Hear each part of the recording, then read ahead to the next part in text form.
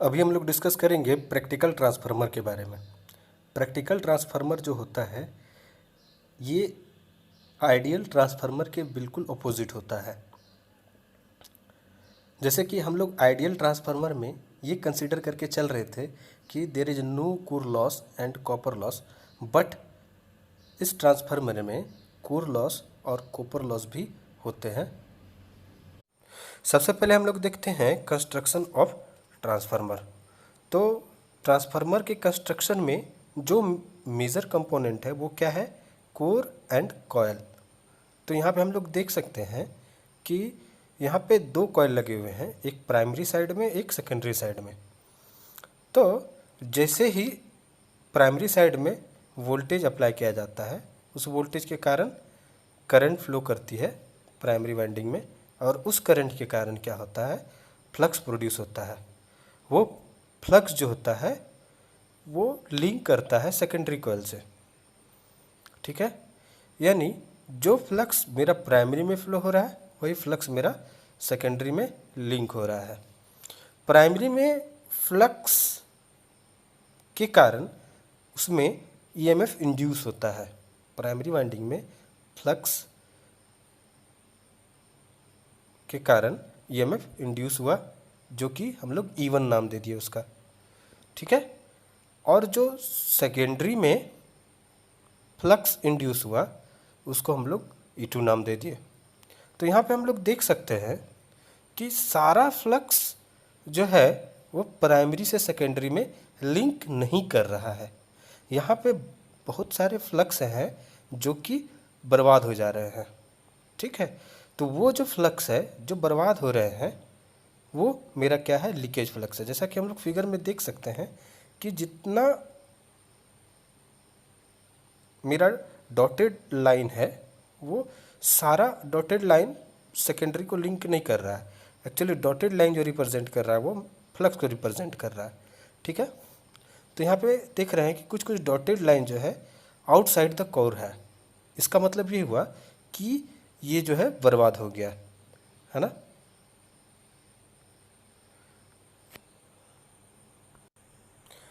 अब यदि चर्चा करें हम लोग तो हम लोग देख सकते हैं कि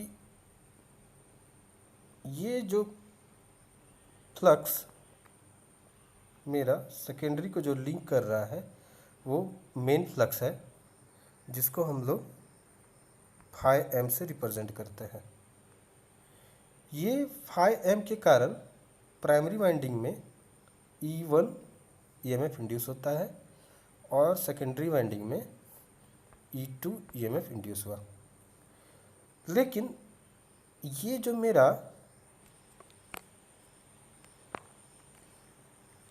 लीकेज फ्लक्स है जो बर्बाद हो रहा है, ये डॉटेड लाइन जो लीकेज फ्लक्स को रिप्रेजेंट कर रहा है,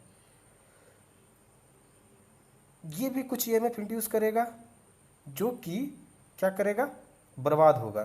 सपोज कि ER फ्लक्स जो है बर्बाद हो रहा है। यहाँ पे ये ER1 इसको ले लेते हैं, इसको ER2 ले लेते हैं।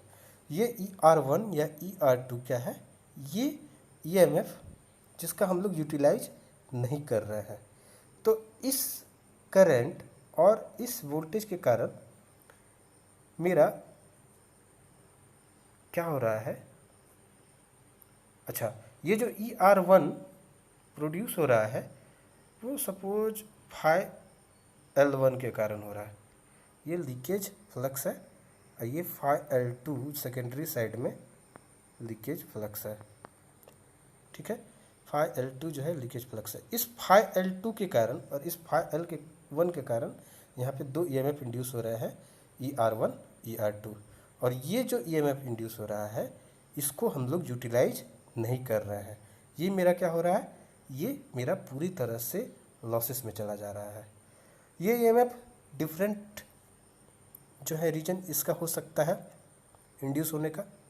पहला रीजन हो सकता है कि जो ट्रांसफार्मर में हम लोग ट्रांसफार्मर ऑयल यूज करते हैं उसके कारण यहाँ पे जो है फ्लक्स जो है एक ऑयल के साथ ईएमएफ इंड्यूस कर लेगा, जो कि लीकेज होगा। एयर यदि रहेगा तो एयर के साथ भी मेरा यहाँ पे एक वर्चुअल ईएमएफ इंड्यूस कर लेगा जो कि बर्बाद होगा, लॉसेस में चला जाएगा। वो कहलाता है मेरा क्या, ईएमएफ ऑफ लीकेज रिएक्टेंस।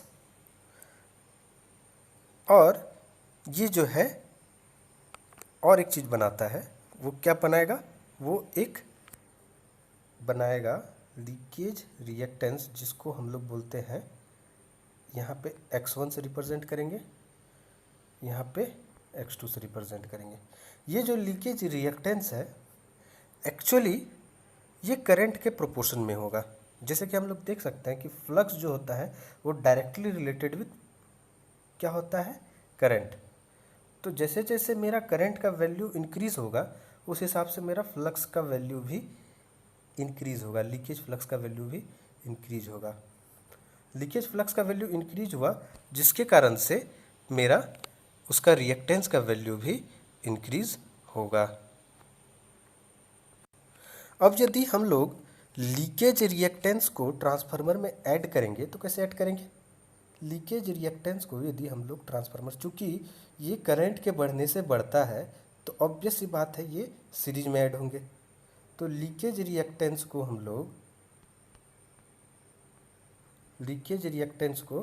लोग ट्रांसफार्मर में जोड़ेंगे।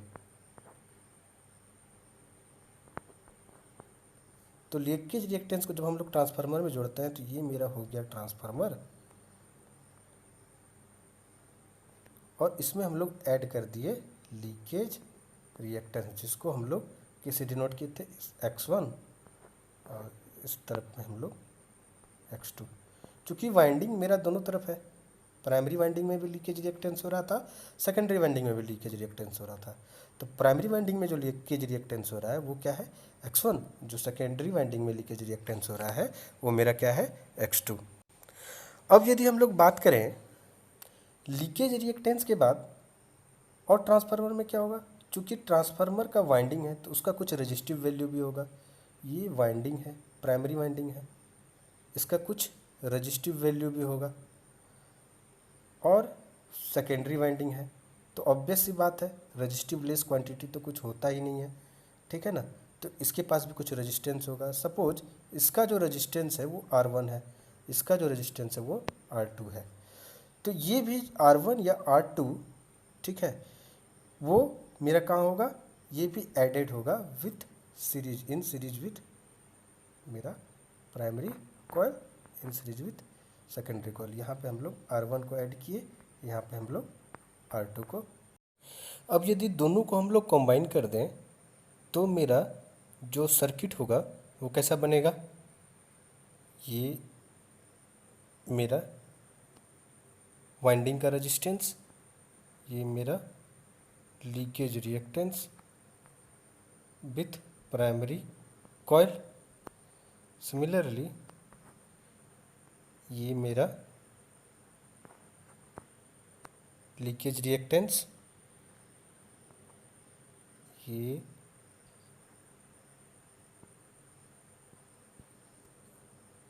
मेरा वाइंडिंग का रेजिस्टेंस। इसको हम लोग R1 से डिनोट करेंगे, इसको x1, इसको R2, इसको x2।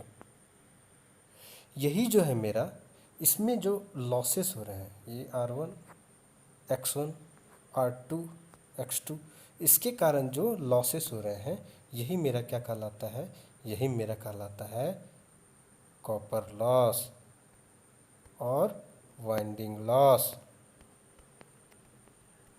यही मेरा कॉपर लॉस कहलाएगा।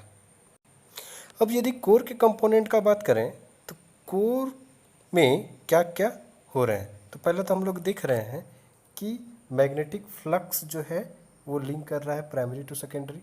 तो मैग्नेटिक फ्लक्स के कारण जो मेरा करंट फ्लो हो रहा है वो मेरा कोर में करंट फ्लो हो रहा है, और उस करंट के कारण जो मेरा इस कोर में क्या होगा, लॉसेस होंगे।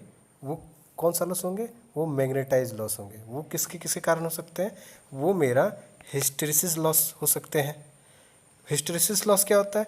मैग्नेटाइजेशन और डीमैग्नेटाइजेशन प्रोसेस से जो मेरा लॉस क्रिएट होता है वो मेरा हिस्टेरिसिस लॉस होता है। जैसा कि हम लोग लूप देख सकते हैं, ये जो लूप का एरिया है वो मेरा हिस्टेरिसिस लॉस को रिप्रेजेंट करता है। तो हिस्टेरिसिस लॉस में भी हमारा यहाँ पे जो होगा वो रिएक्टिव वैल्यू होगा, वो रिएक्टेंस का वैल्यू होगा, जिसको हम लोग किसे डिनोट करते हैं? जिसको हम लोग एक्स एम से डिनोट करेंगे। चूँकि ये मैग्नेटाइजेशन और डीमैग्नेटाइजेशन प्रोसेस में लॉसेस हो रहा है और ये मैग्नेटाइजेशन प्रोसेस में लॉस हो रहा है, इसलिए उसको हम लोग एक्स एम से डिनोट कर दिए। और इसमें जो करंट फ्लो हो रहा है वो क्या होगा? वो मेरा आई एम होगा। इसी तरह से इसका जो रजिस्टिव वैल्यू होगा, इस कोर में जो रजिस्टिव वैल्यू है उसके कारण जो लॉस हो रहे हैं उसको हम लोग कोर लॉस हम लोग कहेंगे। ठीक है, तो कोर लॉस का मेरा दो कंपोनेंट निकलेगा जिसको हम लोग सर्किट डायग्राम में रिप्रेजेंट करेंगे। तो कोर में सबसे पहले मेरा जो लॉस हो रहा है वो किसके कारण हो रहा है? मैग्नेटाइजेशन डीमैग्नेटाइजेशन प्रोसेस के कारण हो रहा है। वो किस नेचर का है? वो इंडक्टिव नेचर का है, जिसको हम लोग एक्सएम से डिनोट किए। सिमिलरली जो रजिस्टिव नेचर का मेरा लॉस है उसको हम लोग आर से डिनोट किए, आर सी। यहाँ पे जो करंट फ्लो हो रहा है वो आई जीरो करंट फ्लो हो रहा है, जिसको हम लोग कभी कभी नो लोड करंट भी कहते हैं, नो लोड करंट भी कहते हैं। नो लोड करंट, या इसका दूसरा नाम हम लोग क्या बोल सकते हैं? इसका हम लोग नाम बोल सकते हैं कोर कंपोनेंट या कोर लोड कंपोनेंट, है ना। चूँकि ये जो आई जीरो है वो पूरा कोर को डिफाइन कर रहा है, कोर के लोड को डिफाइन कर रहा है, तो ये मेरा क्या होगा? कोर लोड कंपोनेंट होगा। सिमिलरली जो एक्सएम के थ्रू करंट फ्लो हो रहा है वो आई एम यानी मैग्नेटाइजेशन करंट, और जो आरसी जो रजिस्टिव कंपोनेंट के थ्रू करंट फ्लो हो रहा है वो मेरा क्या कहलाएगा? आईसी यानी कोर लॉस कंपोनेंट। ठीक है, तो ये मेरा कोर लॉस कंपोनेंट, ये मैग्नेटाइज कंपोनेंट, ये नो लोड करंट या टोटल कोर लॉस कंपोनेंट। ठीक है, तो इसका हम लोग यदि फेजर डायग्राम निकालेंगे तो कैसे निकालेंगे? चूँकि आई नोड जो है फेजर वो इक्वल होगा आई सी फेजर और आई एम फेजर का। जो पिछला फिगर था उसके हिसाब से मेरा क्या होगा? आई सी जो होगा, आई नोड जो होगा वो क्या होगा? आई सी और आई एम के समेशन के बराबर होगा। जब इसका हम लोग मैग्नीट्यूड का बात करते हैं तो वो क्या होगा? Root under I C square plus I M square. ठीक है, ये फॉर्मूला को ध्यान रखेंगे। उसके बाद यदि हम लोग इसका बनाते हैं फेजर डायग्राम, तो ये मेरा सपोज किसी को भी ले लेते हैं रेफरेंस, सपोज हम लोग लेते हैं आई एम को रेफरेंस। तो आई एम को यदि रेफरेंस ले रहे हैं तो ये आई एम किसके कारण से हुआ है? रिएक्टिव लोड के कारण से हुआ है। तो चूंकि रिएक्टिव लोड के कारण से, तो रिएक्टिव लोड का नेचर क्या है? Pure inductive. तो प्योर इंडक्टिव जो होता है वो रजिस्टिव लोड को क्या करता है? वो रजिस्टिव लोड को 90 डिग्री क्या करेगा? लैग करेगा। तो आई एम जो होगा आई सी को 90 डिग्री लैग करेगा। आई सी और आई एम का जो रिजल्टेंट होगा वो क्या होगा? आई जीरो होगा। यही आई जीरो क्या है? इसी को हम लोग बोलते हैं no load current, no load current, या इसको हम लोग बोलते हैं कॉपर लॉस कंपोनेंट। ठीक है, सॉरी, कोर लॉस कंपोनेंट। अब यदि सर्किट डायग्राम बनाना है हमको तो कैसा बनेगा? सबसे पहले हम लोग ऐड करते हैं resistance in winding R1, leakage reactance X1 with यहाँ पे क्या है,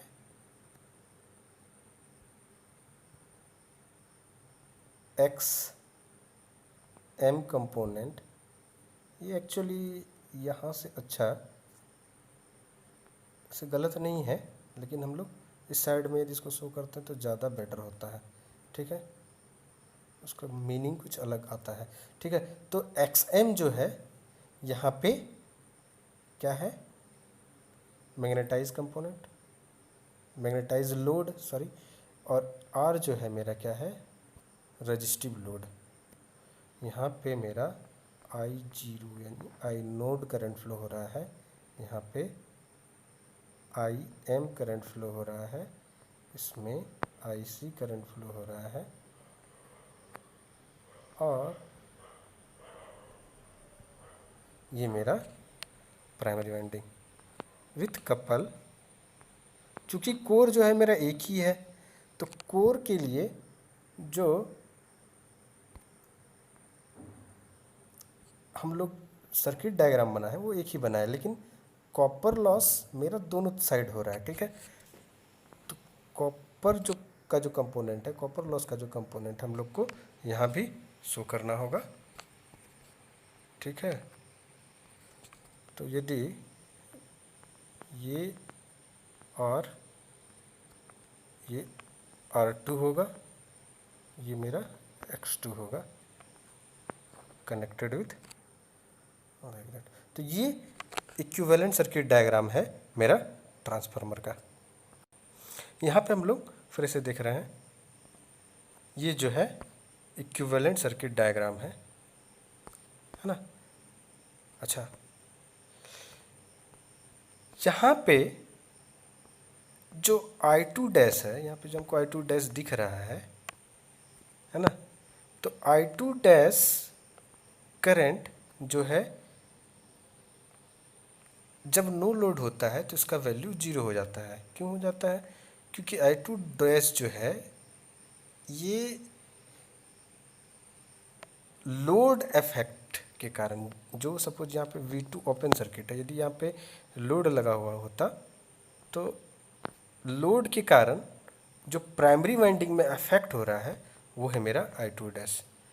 तो इसीलिए जब मेरा नो लोड कंडीशन होता है तो उस समय में I2 डैश का वैल्यू 0 होता है, बट इन लोडेड कंडीशन हम लोग I2 को कंसिडर करते हैं। तो अब हम लोग इसका फेजर डायग्राम बनाएंगे। ठीक है, तो हम लोग देखते हैं phasor diagram of no load transformer, practical transformer. ठीक है, तो मेरा फाई एम यदि ए है तो फाई एम से इन फेज कौन होगा? फाई एम से इन फेज मेरा आई एम होगा, नो डाउट। तो आई एम जो होगा उसको लीड करेगा कौन? आई सी। ठीक ना, आई सी को हम लोग इसे डिनोट कर रहे हैं। ठीक है, तो ये आई सी जो है ये आई एम को लीड कर रहा है। आई सी और आई एम का जो रिजल्टेंट है वो मेरा वो क्या है? आई नोड, आई नोड। ठीक है, तो चूंकि यहाँ पे ओपन सर्किट है तो फ्लक्स के साथ, चूँकि हम लोग बार बार चर्चा कर चुके हैं, ये फेज डिफरेंस बनाता है 90 डिग्री का E1 और ये E2 for step down transformer, है ना। चूँकि फाई एम जो है